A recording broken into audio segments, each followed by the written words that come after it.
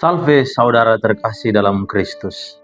Jumpa bersama saya Pater Pedi Huklubuk dalam permenungan edisi Minggu 6 April 2025, Minggu Prapaskah kelima. Permenungan dari Injil Yohanes pasal 8 ayat 1 sampai 11. Saudara terkasih, kodrat manusia sebagai orang berdosa selalu menuntut setiap orang kepada pertobatan. Pertobatan itu menjadi cara yang tepat untuk mengatasi keberdosaan diri dengan menunjukkannya dengan sikap tobat yang benar dan tepat. Namun untuk sampai pada pertobatan yang sesungguhnya, seseorang juga dituntut untuk memiliki kesadaran akan dirinya sebagai orang yang berdosa. Kesadaran sebagai orang berdosa. Kesadaran itu yang mengantar dirinya sampai pada pertobatan yang benar, yang sesuai dengan kehendak Allah.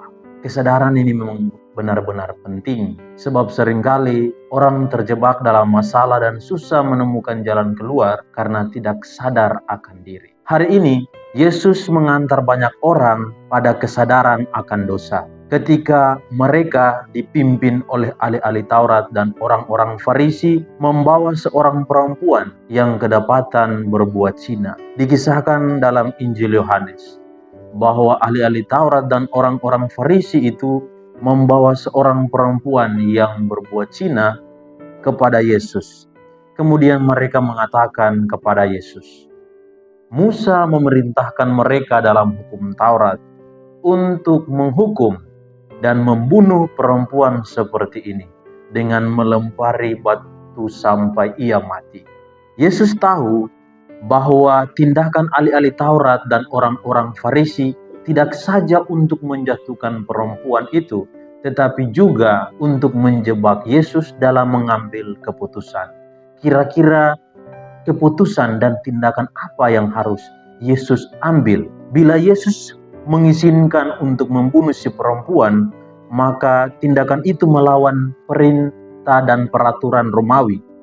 Tetapi jika Yesus melepaskan perempuan itu, keputusan Yesus itu juga melawan perintah Musa dalam hukum Taurat.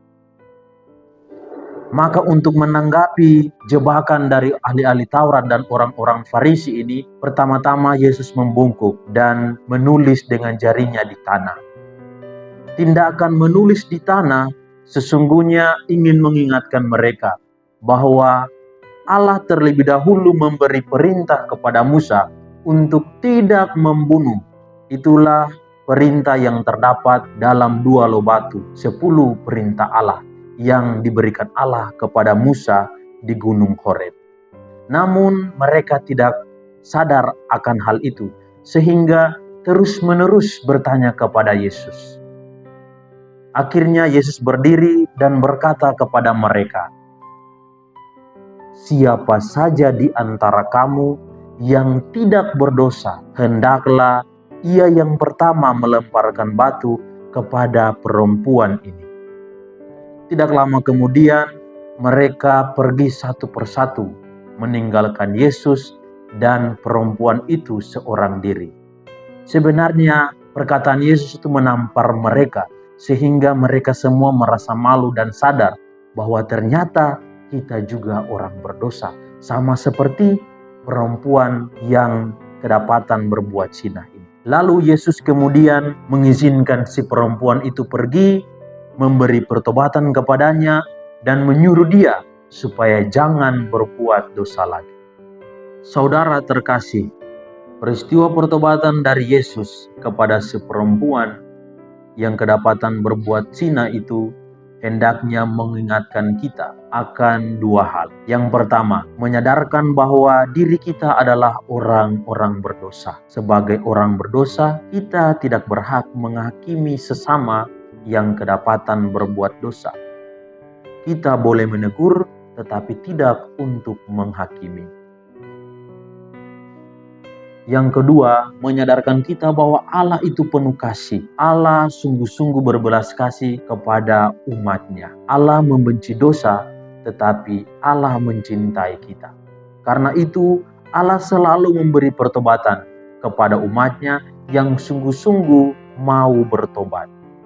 Maka kita tidak perlu takut datang kepada Tuhan untuk memohon rahmat pengampunan, karena sudah pasti kita mendapatkan rahmat pertobatan itu sendiri.